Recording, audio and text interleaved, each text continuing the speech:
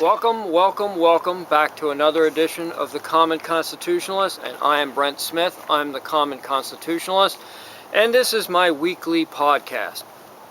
And this is a video. These are my notes. Hopefully I'll stick with them.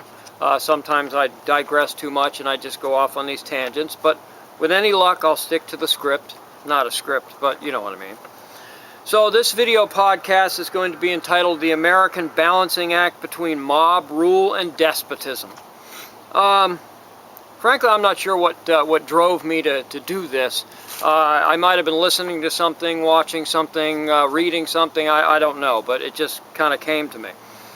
So that's what we're going to talk about today on The Common Constitutionalist.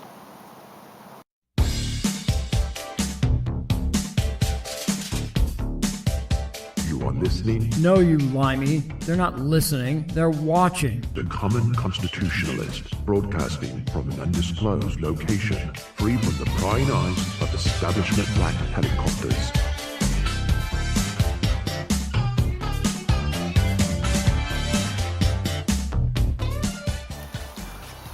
Okay, so welcome back. Since I air these podcasts on Sunday, I don't get a chance a lot of the time to talk about the holidays, because otherwise, by the time I get to talk about it, the holiday is over, whether it be Christmas or whether it be, in this case, Thanksgiving. And so I don't mean talk about the history of Thanksgiving. It's something different from that. Every year at thecommonconstitutionalist.com, little plug, I publish the real historical, accurate story of Thanksgiving. And you can read it there this coming Thursday morning, I think. So I'm not talking about what we're thankful for, the hackney, what are you thankful for, little Johnny? I'm thankful for my mommy and my daddy and my little brother Jimmy and my dog Spot. No, that's not what I mean. And it's nothing specific like that, although I have a lot personally to be thankful for. We all have our trials and tribulations, our little petty problems, but for the most part, I'm pretty blessed. I have probably the most wonderful family on the planet. My brother, my sisters, they're fabulous. My parents are saints. They're just wonderful people. I mean, I got nothing to, my kids are fabulous. I got nothing to complain about. That doesn't mean that I don't complain from time to time, but I have nothing to complain about.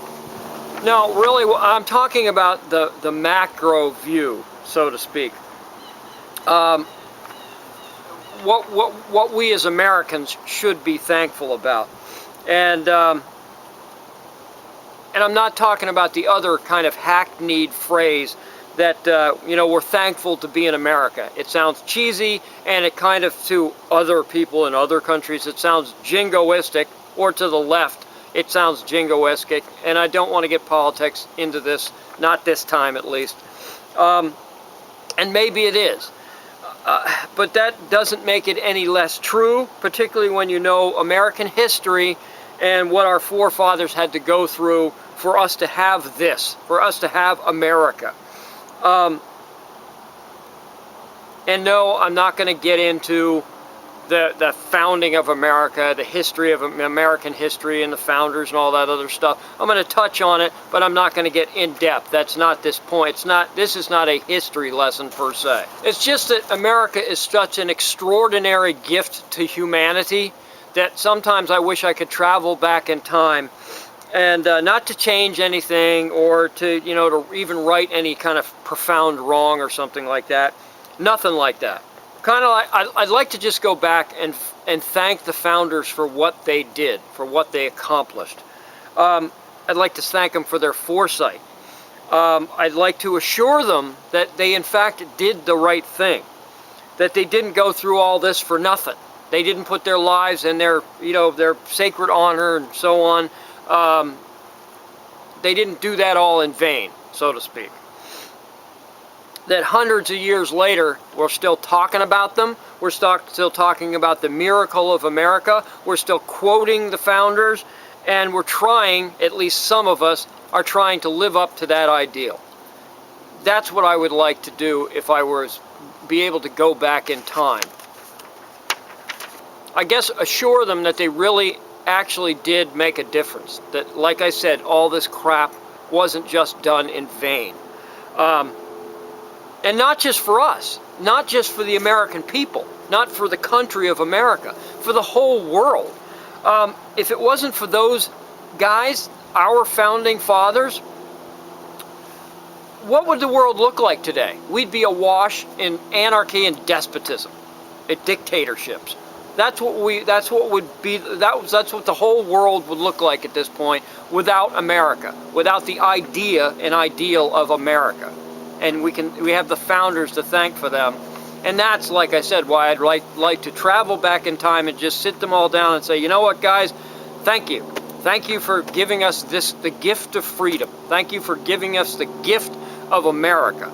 And the rest of the world, whether they like it or not, or whether they know it or not, should thank you too. Yeah, okay, that's a little hackneyed, but, you know, I feel it. I mean it. So the wind's whipping up a little bit, so rather than get drowned out again, we're going to take a quick break. I'll be right back when the wind decides to settle itself down, and I guess I didn't pick a very good sheltered spot, and it's freaking freezing out here anyway. I'll be right back. You're watching the Common Constitutionalist video podcast. Yeah, baby!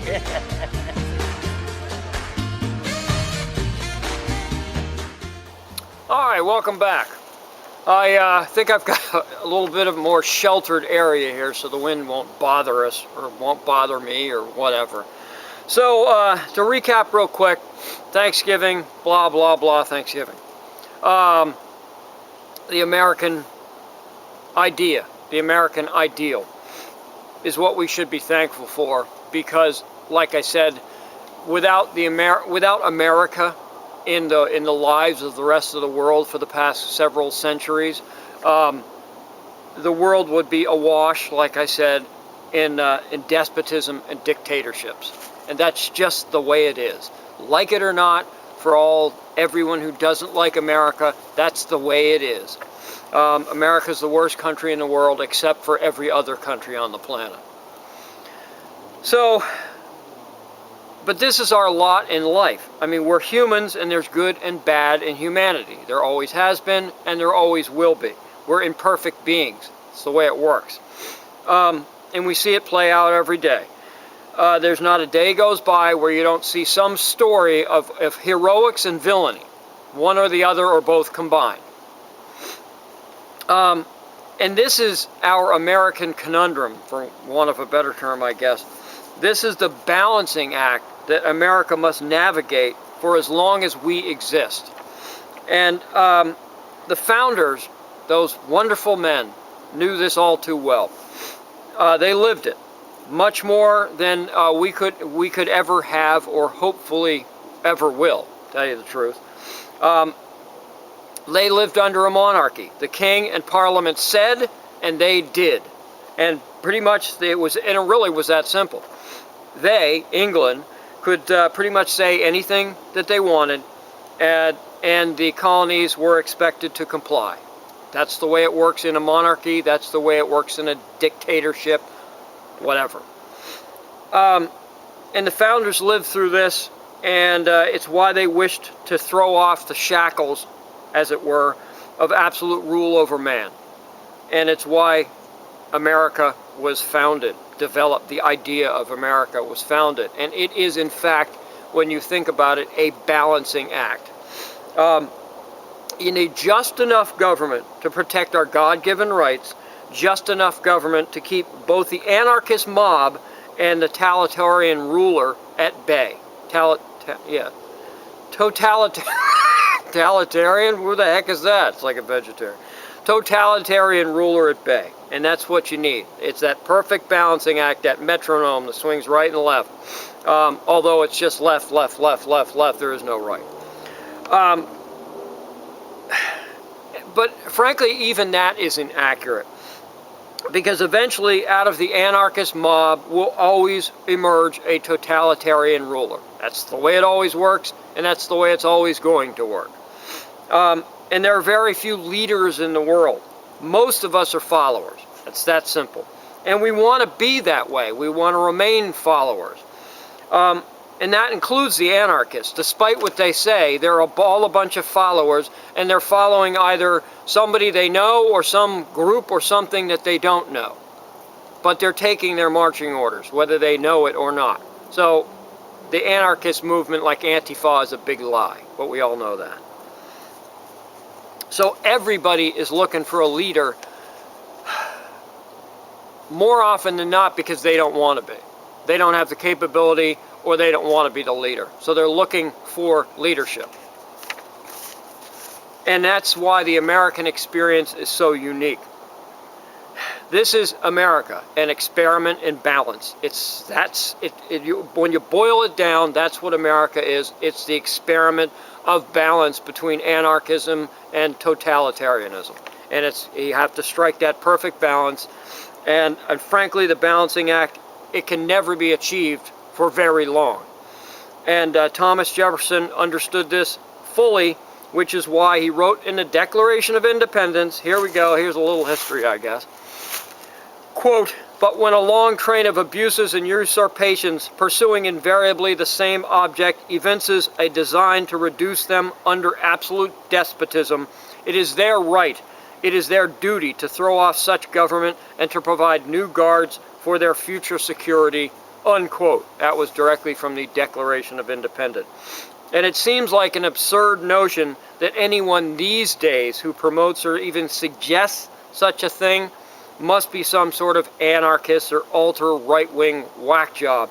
And what I mean by that is to throw off such government. Oh, perish the thought that we want to do such a thing. But what Jefferson said was exactly what I just described, that the balancing act between anarchy and despotism can't be achieved forever, that even America will have to eventually reset. It's a fact. I'm sorry, but it's just a fact. There's no denying it, and there's no escaping the fact that eventually America is going to have to reset and start all over again. That we cannot continue down a path one way or the other, either to anarchism or totalitarianism. And we know, as I just described, there's no such thing as anarchism for long. Eventually, from the anarchy will emerge a totalitarian dictator. That's the way it works. But it's the job of the good ones, hopefully us, hopefully we're the good ones, to recognize when we as a nation have passed the point of correcting things, that we're able to correct things, past the point of no return, and figure out a way to reset the system without burning it to the ground like the anarchists, like the Antifa people want to do. That's the key. That will be the key. Not necessarily now, but eventually the key is going to be, how do you reset the system without burning it down first? How do you rebuild a house without leveling the old house and then rebuilding it? Is there a way to do it without having to level the whole property? I don't know. And so, am I saying that we're at that crossroads right now? No, not necessarily. At least I don't think so. I'm saying that if not now, then eventually, and unfortunately I'm not smart enough to tell you when eventually is going to be. And I don't know that anyone is smart enough to tell you when eventually is going to be. Maybe if somebody from the future traveled back in time, they could tell us, this is the day that you need to start thinking about this.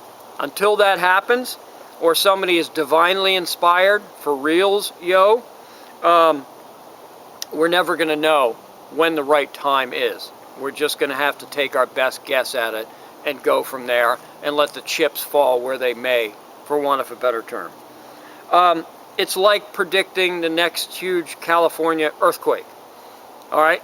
It's not a matter of, we all have heard this, it's not a matter of if, it's a matter of when. The earthquake is going to come, and it's going to be devastatingly large. When there's nothing we can do to prevent it, we can prepare for it as best we can, but it's going to happen. We just don't know when it's going to happen. And it's the same thing. It's the same thing with an American reset again, for want of a better term. We don't know when it's going to happen. We don't know how it's going to happen, but we bloody well better be prepared for it to happen eventually. And it may not be in my lifetime or your lifetime. I don't know. All I know is that Jefferson was prescient when he wrote these. And they understood humanity. They understood human nature. Okay? That's what the genius was. It wasn't that the genius of, American genius necessarily. It was the genius of understanding humanity, the pitfalls of humanity, the shortcomings of humanity, and the fact that it always goes this way. If you track it, it always goes this way. And so you have to be prepared to reset. That's what he was saying. And it's our job to just maintain our awareness and look for the signs. And they may never come in our lifetime, and thank heavens, because no matter what happens, it probably isn't going to be pretty. I don't know whether it'll end up as armed revolution. I don't know what's going to happen. All I know is that historically, eventually America will have to reset. It will get to the point of despotism that we either decide to live under, and again, I suppose it doesn't have to reset. We could just decide that despotism is good enough. That's as well as we can do in this nation anymore, and that despotism, a totalitarian rule by one monarch or dictator or whatever, that's the way we really want to go. The majority of the population wants to go, and that's the way it's going to work. I have no idea. And then maybe some people they're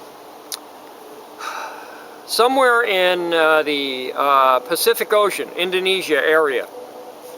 They are trying to develop floating nations where they're completely independent from all other nations. They have their own government, they have their own system, they have their own everything. And they're developing it right now. I think it was the co-founder of PayPal or something like that, is helping finance this, and he's working with the government, I believe, of Indonesia to found a independent nation, a floating nation in a bay or a harbor or something like that, but it will have its own form of government and its own everything. And I looked at that thing and I thought, what a great flippin' deal. I mean, if worse comes to worse, I suppose we could do that.